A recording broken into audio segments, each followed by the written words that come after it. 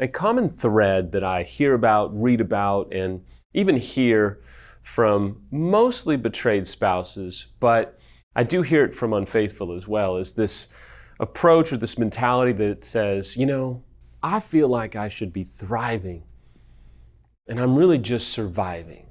And I just want to help meet you where you're at and tell you that, for a season, it's okay that you are just surviving one of the most devastating things a person can go through in life.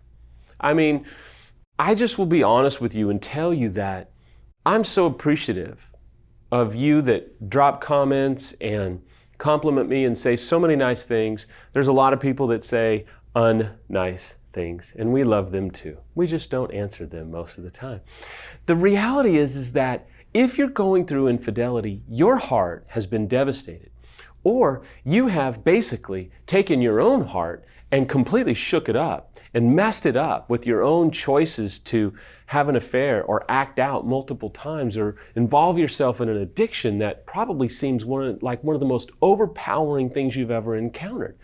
And I understand that. But there is an understanding that it's okay to be in survival mode early on. Like, this isn't something that you just go, whoa, that was a rough week. So glad that we're doing great now. No, it's not like that. I mean, the first year, it was just awful. There was so much hurt, so much pain, so much uncertainty. We both were exhausted. I mean, it was overwhelming. And there were some great times. And there were some times that I wondered if they were ever going to end. I felt like it was just absolute torture emotionally.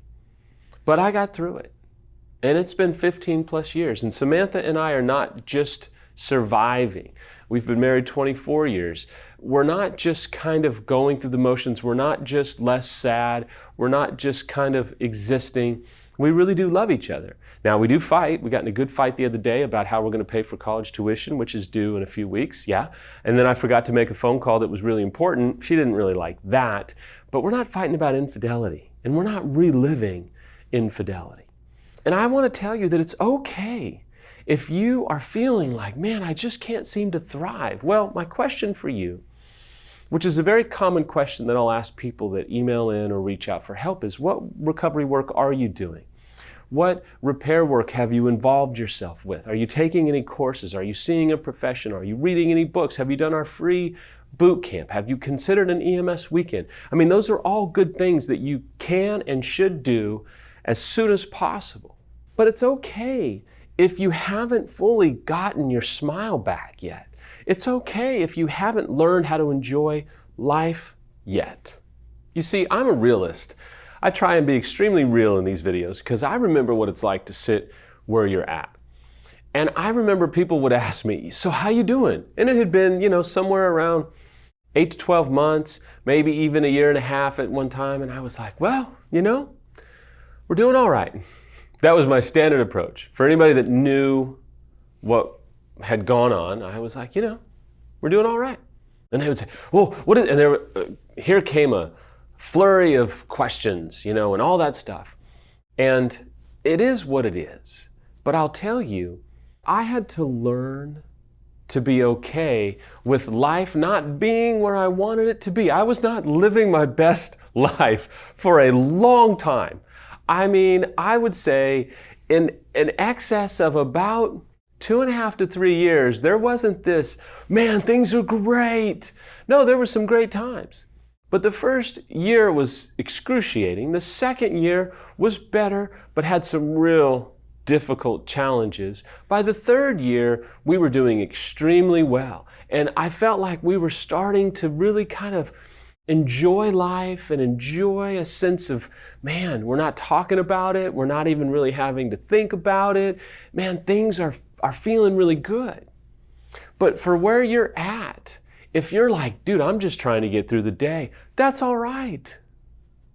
You may say, look, man, it's dark. Like, I feel suicidal. Well, if you do genuinely feel suicidal, you need to pick up the phone and get help right now and call the suicide prevention hotline. Call someone you love. Call a church. Call an organization. Do something. But if you just are struggling with, man, I feel terrible about what I've done, about what I've brought upon my spouse and my family. Or maybe you feel like, man, my whole life is just rubble. I've sat in that rubble. I've played marbles with that rubble, okay? I get it. You'd have to look very hard, very far to find someone who's more in touch with the fact that I know what it's like to lay face down in the rubble of your life and hopes and dreams and expectations. I completely understand. I would invite you to get up. Maybe it's just to your knees. Maybe it's to go from your knees to standing up. It's okay. If you're in survival mode, I get it. My hope, because I come from faith, my prayer is that you would start to actually do some recovery work and take some action if you're up for it. But if it's within about a year and a half, maybe even 2, and you're kind of like, woof, I'm just glad I got through it. That's okay. You know what? We need to honor the fact that some of you have survived some devastating things that have happened to you. Not that infidelity as a whole isn't devastating, but we understand some situations are in a different direction. That's like, whoa, the affair partner got pregnant and maybe your marriage wasn't saved, and that has a different nuance to it. If you're saving your relationship, there's different nuances there. But sometimes you need to honor the fact that you made it. Sometimes you need to honor the fact that you have survived this. There have been lots of people who have attempted suicide. There's been, unfortunately, some successful attempts that I've known about in the last 15 years. This is hardcore stuff, my friends. And it's okay if you take some time to celebrate the fact that you haven't given up. And you would do well, unfaithful, to maybe tonight, maybe today, this kind of meets you at a moment, maybe to have a moment with your spouse and say, I was thinking about it today. And don't even mention this video, and just say, I just want to honor you that you've made it this far. Like, I haven't been perfect, I've screwed up, I know, but you've made it this far, and I hope you won't quit. But I just want to honor the fact that you have kept going. And so thank you from the bottom of my heart for not giving up.